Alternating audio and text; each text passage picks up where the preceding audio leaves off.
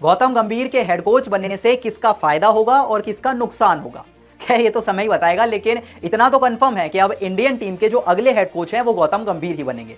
वैसे बीसीसीआई शुरू से यही चाहती थी। जब से इंडिया के अगले हेड कोच की एप्लीकेशन शुरू हुई थी, एक कॉमन नाम सबके दिमाग में था और वो नाम था गौतम गंभीर का। क्योंकि भाई देखो, गौतम गंभीर जैसा सीवी आई डोंट थिंक किसी और कोच के पास है। सबसे पहले as a player 2007 world cup team India को एज अ प्लेयर जिताया, 2011 वर्ल्ड कप फाइनल में जाके एक और मैच विनिंग नॉक खेला और टीम इंडिया को एक और वर्ल्ड कप जिताया। जब केकेआर के कप्तान बने तो दो टाइटल जिताए और फिर जब मेंटोर बने तो केकेआर की टीम को तीसरी आईपीएल ट्रॉफी जिताई। अब भला इससे बेहतर सीवी क्या हो सकता है कि आप इंडिया का एक हेड कोच ढूंढ रहे हैं और एक प्लेयर के पास इतना ज्यादा एक्सपीरियंस है। तो सबको पता चल गया था कि गौतम गंभीर अगर चाहें तो वो टीम इंडिया के अगले हेड कोच बिल्कुल बन सकते हैं। लेकिन गंभीर की ओर से कोई स्टेटमेंट नहीं आ रहा था। गंभीर एकदम फोकस थे अपने केकेआर की मेंटरशिप को लेकर और अपने बाकी कामों में। एक भी स्टेटमेंट उन्होंने नहीं दिया था ऑफिशियली कि वो इंडिया का हेड कोच बनना चाहते हैं या फिर नहीं। लेकिन रिसेंटली गौतम गंभीर का भी स्टेटमेंट सामने आ गया। गौतम गंभीर ने कहा कि अगर मुझे मौका मिलता है तो मैं जरूर कोच बनना चाहूंगा। भला अपने देश का कोच बनने से ज्यादा गर्व की बात क्या हो सकती है। तो अगर मौका मिला तो मैं जरूर इंडियन टीम का हेड कोच बनना चाहूंगा। और जब से यह स्टेटमेंट सामने आया है, ऑलमोस्ट कंफर्म हो चुका है कि अब जल्द ही अनाउंसमेंट आ जाएगी कि गौतम गंभीर टीम इंडिया के अगले हेड कोच बनने वाले हैं।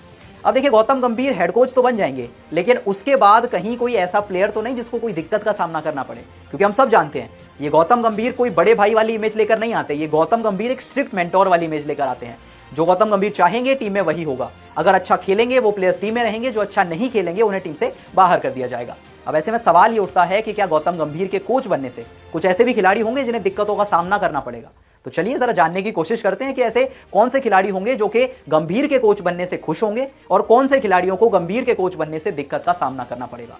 अब देखिए, सबसे पहले तो नाम आता है उन खिलाड़ियों का जो कि डोमेस्टिक क्रिकेट खेलने से बचते हैं। अब पिछले कुछ समय से आपने बहुत देखा होगा कि कुछ ऐसे प्लेयर्स थे जिसमें श्रेयस अय्यर का नाम था, ईशान किशन का नाम था। ये वो प्लेयर्स थे जब बीसीसीआई ने कहा कि भाई जाके डोमेस्टिक क्रिकेट खेलो अपनी अपनी टीम्स के लिए, तो ये सारे प्लेयर्स डोमेस्टिक क्रिकेट छोड़कर जाते हैं अपनी आईपीएल टीम्स के पास और आईपीएल की तैयारियां करना शुरू कर देते हैं।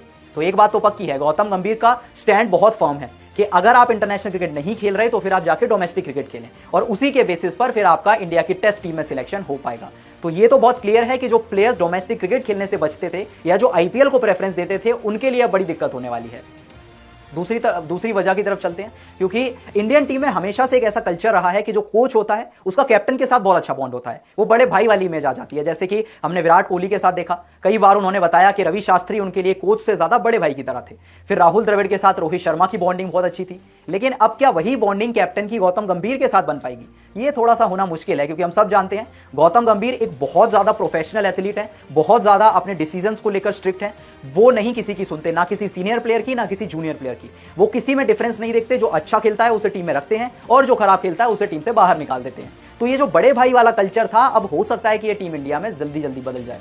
इसके बाद आईपीएल की हम ऑलरेडी बात कर चुके हैं, लेकिन जो प्लेयर्स आईपीएल की वजह से वर्कलोड मैनेजमेंट का बहाना देते थे या मेंटल फैटीग का बहाना देते थे, शायद उनके लिए भी अब समस्या खड़ी होने वाली है। क्योंकि याद कीजिए ईशान किशन का केस, जब उन्हें टेस्ट टीम में सिलेक्ट किया गया था तो उन्होंने मेंटल फैटीग का बहाना देकर टीम इंडिया के स्क्वाड से नाम वापस ले लिया था। लेकिन अब ऐसा नहीं होने वाला। अगर गौतम गंभीर कोच हुए और आपने मेंटल फटीग या फिर डिप्रेशन या इस तरह का कोई भी बहाना दिया तो शायद फिर आपकी टीम इंडिया में कभी जगह ना बन पाए।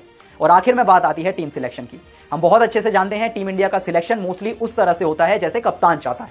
बहुत थोड़ा सा रोल कोच का बचता है कि अगला जो टीम इंडिया का सिलेक्शन है वो किन प्लेयर्स का होगा, लेकिन मोस्टली जो राय ली जाती है वो कैप्टन की ली जाती है। अब वर्ल्ड कप देखिए, सबसे बड़ा एग्जांपल वर्ल्ड कप का था। पूरी दुनिया कह रही थी कि रिंकू सिंह को इंडिया के वर्ल्ड कप स्क्वाड में जगह कैसे नहीं मिली।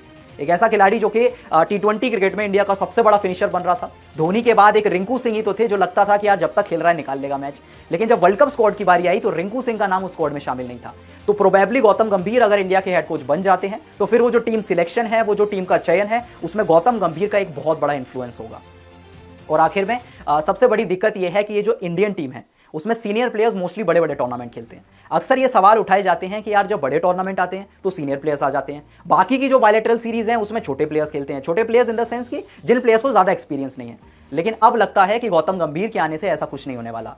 जो प्लेयर्स पूरे साल खेलेंगे, बायलैटरल में परफॉर्म करेंगे, आईपीएल में परफॉर्म करेंगे, उन्हीं प्लेयर्स को इंडिया के सीनियर स्क्वाड में जगह दी जाएगी और जो वर्कलोड मैनेजमेंट के पीछे बैठे रहेंगे वो टीम से बाहर रहेंगे। खैर, आप बताइए इन सब में से आपको क्या लगता है, गंभीर के कोच बनने से सबसे ज्यादा परेशानी किन प्लेयर्स को होने वाली है? अपनी राय मुझे कमेंट सेक्शन में जरूर बताएं और वीडियो पसंद आई तो वीडियो को लाइक और शेयर जरूर करें।